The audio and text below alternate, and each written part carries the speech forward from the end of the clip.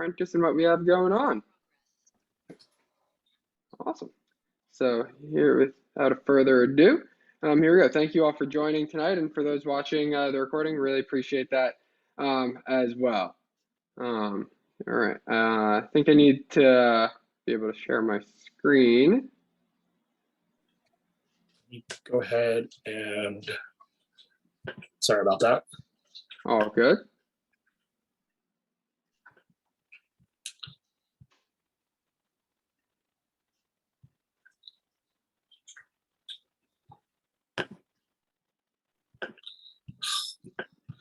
They switched the buttons on me. I apologize, Rob. No worries, no worries.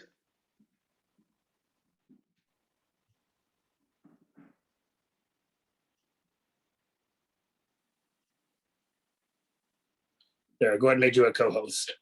All right, there we go.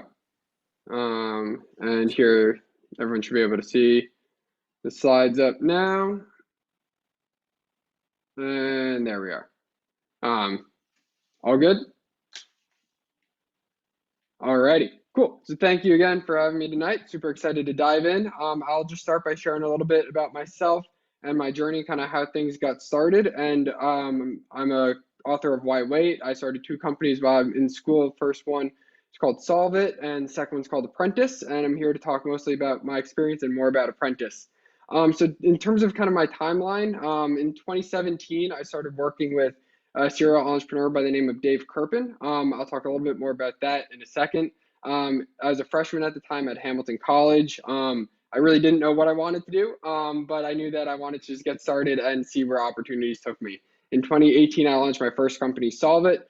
It's a social media and digital marketing and branding agency, working mostly with small businesses. I just wanted to apply what I had learned to do something a little bit different and on my own. 2019, I launched Apprentice with Dave as my co-founder, and Miles, who's here with us, is a rockstar apprentice. Apprentice, we're a platform we connect college students with entrepreneurs, so replicating the experience that I had to create opportunities for other students and other entrepreneurs. And then in 2020, I published my book, Why Wait, sharing my journey. And in 2021, last year, Apprentice, we generated nearly $1 million in annual revenue. We've paired over 100 college students with companies, and it's just been a ton of fun. In terms of kind of how it all got started and my journey overall, it started by just saying yes to opportunities. So I went to the same high school as Dave Kerpen, and I saw that he was looking for a project manager, executive assistant.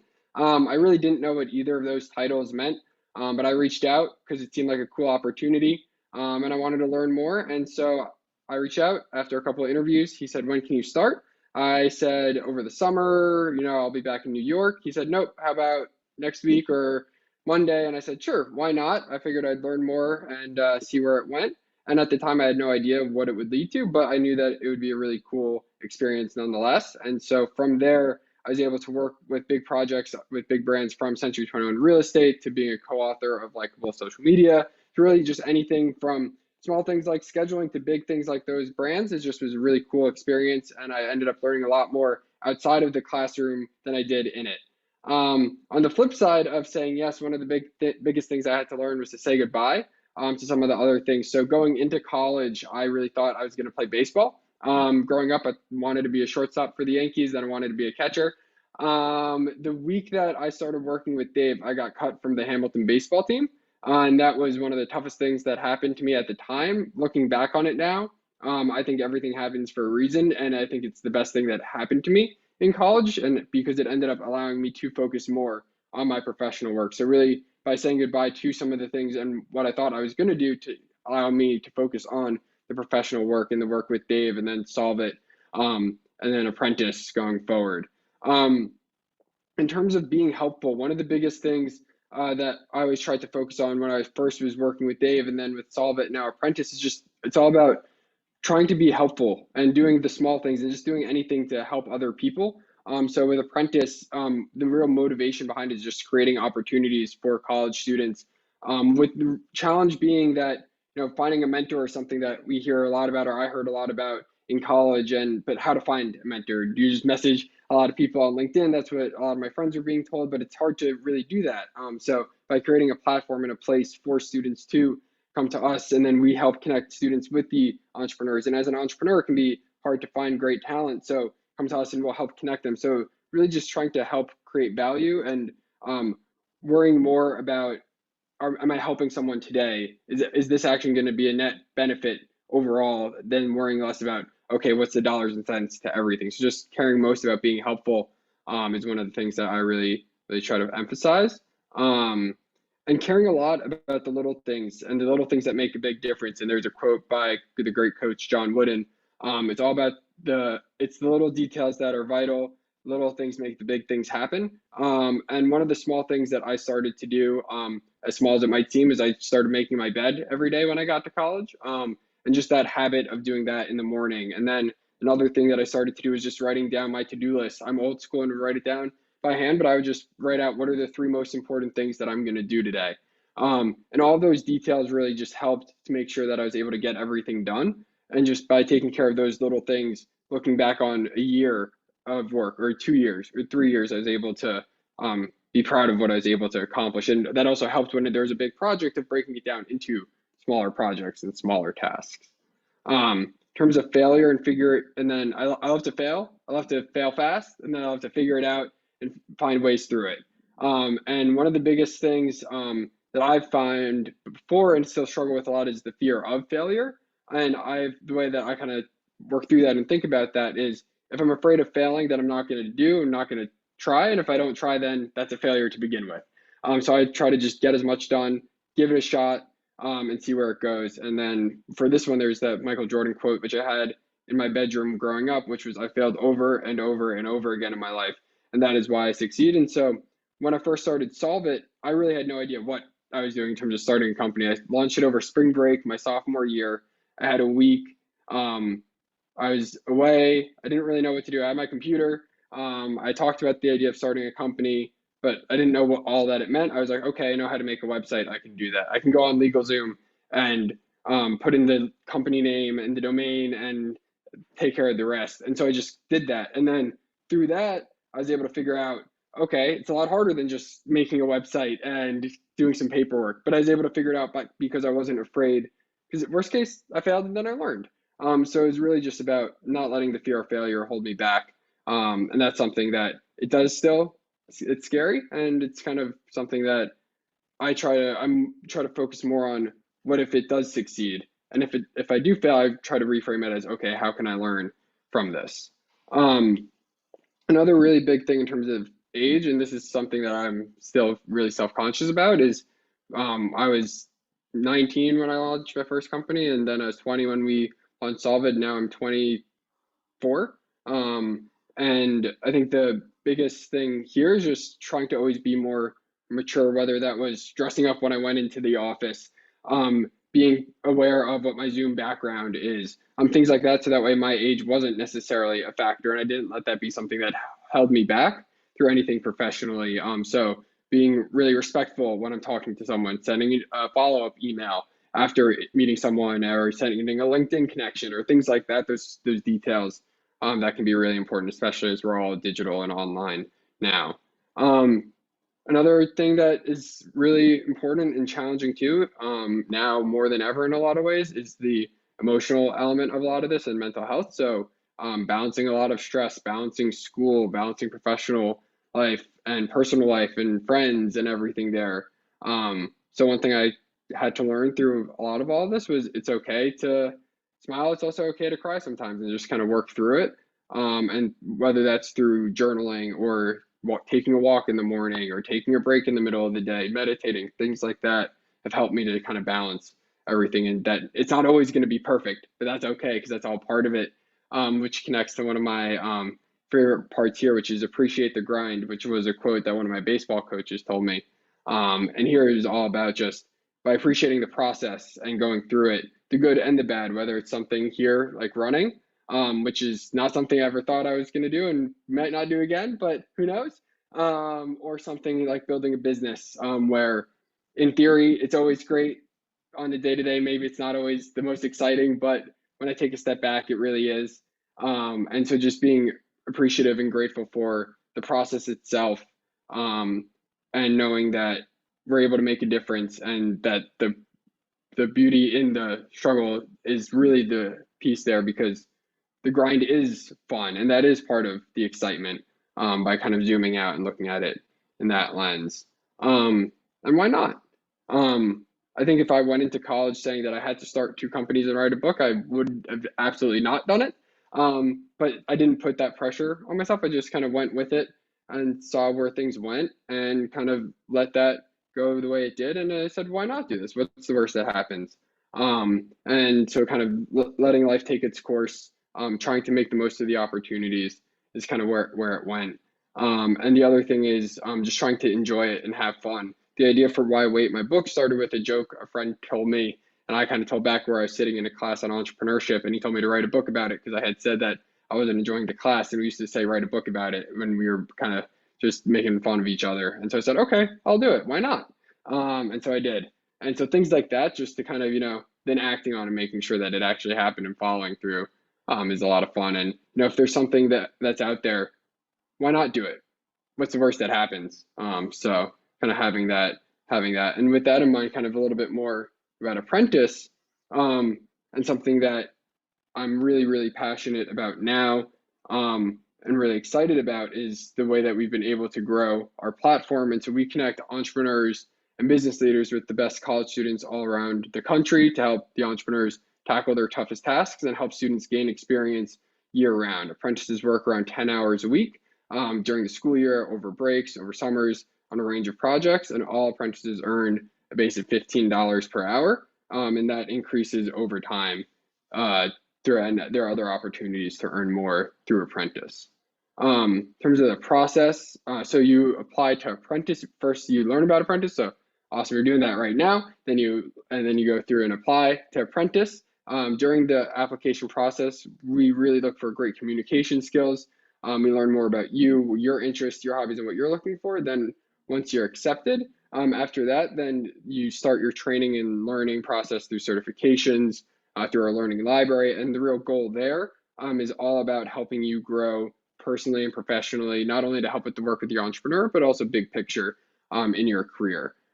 After that, you interview with, as that's going on, you interview with companies and entrepreneurs. So based off the fit, based off your interest and skills and what companies are looking for. And then beyond that, once you're working, you log your hours, you get paid, and then it keeps on going. We have ongoing support through our groups. So we check in with the entrepreneurs, we check in with you, talk about projects, everything like that.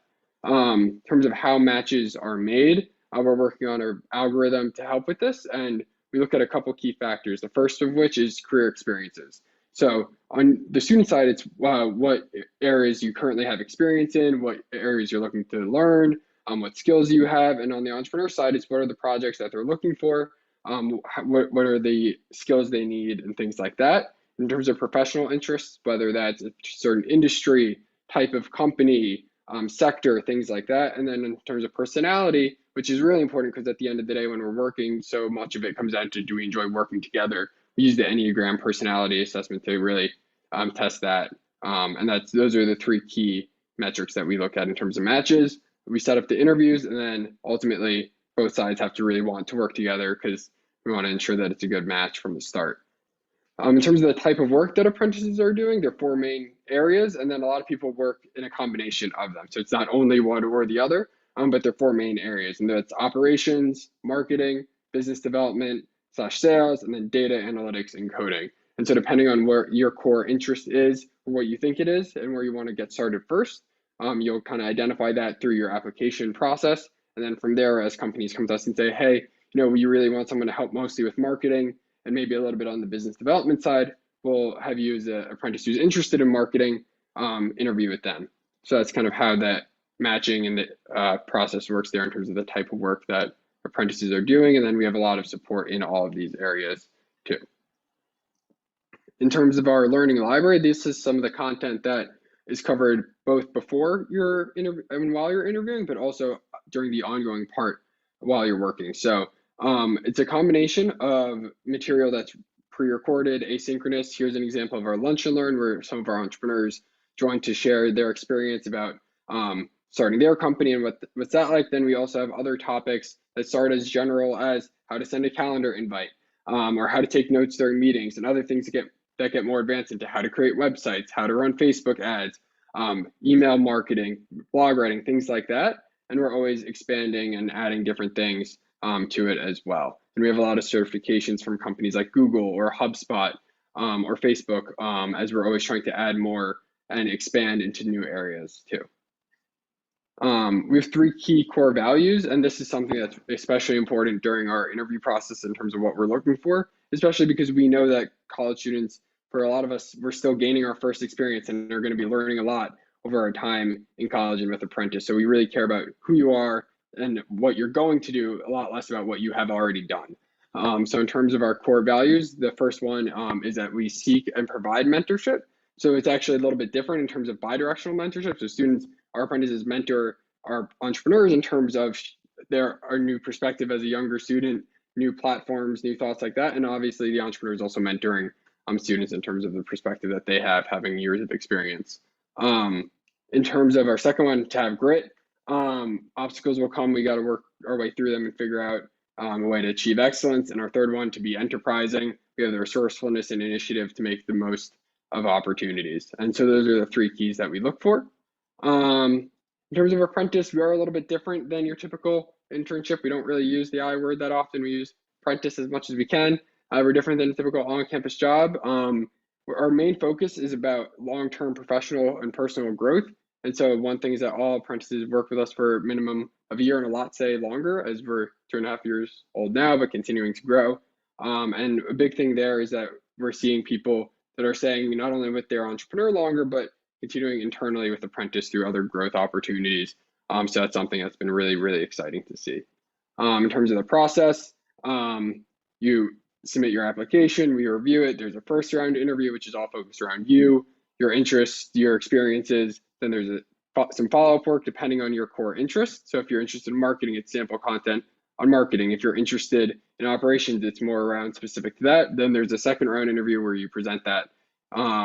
And so that's kind of the process. And then applications are reviewed on a rolling basis. So the sooner you apply, the better.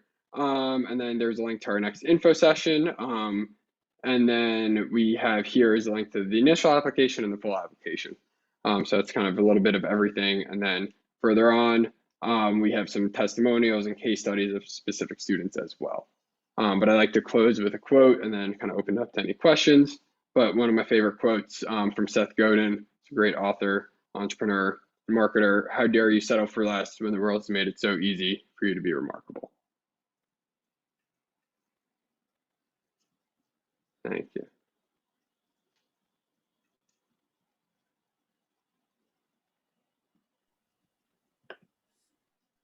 Thanks. Are there any questions after the presentation or requests for more information? You could unmute yourself or type in the chat if you like.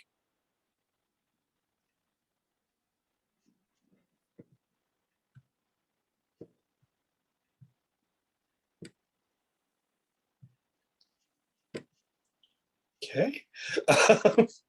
Well, it's anything. So I'm assuming there's no questions. So with that, this will obviously be recorded. You'll be able to see it again.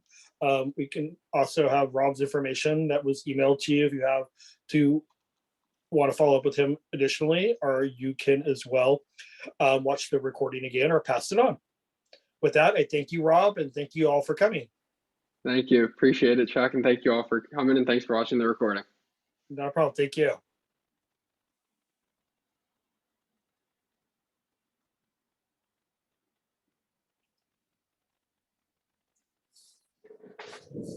Well, thanks for doing that, Rob. I appreciate it. Yeah. Sorry, was it more dynamic or not quite sure? Yeah. All good. All good. It happens. So.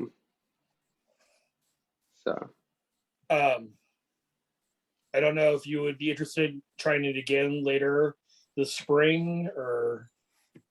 Yeah. And then we can bring up the idea that you said maybe like, having a promotional item for some giveaways, a couple of copies of your book that might drive interest as well. Yeah. I think in terms of timing, if you think there's a date or time that would work better, would be happy to Oh gosh, I wish I knew. I Yeah, really yeah, do. yeah, I mean, we could yeah, try earlier in the day. Sometimes it all depends on their class schedule and what's going on. yeah, So yeah. And then in kind of with yeah, happy to kind of figure that out as we see how things are going throughout the rest of the semester. Um, and then with the idea of kind of a promotional stuff with books, always happy to do that to try to drive promotion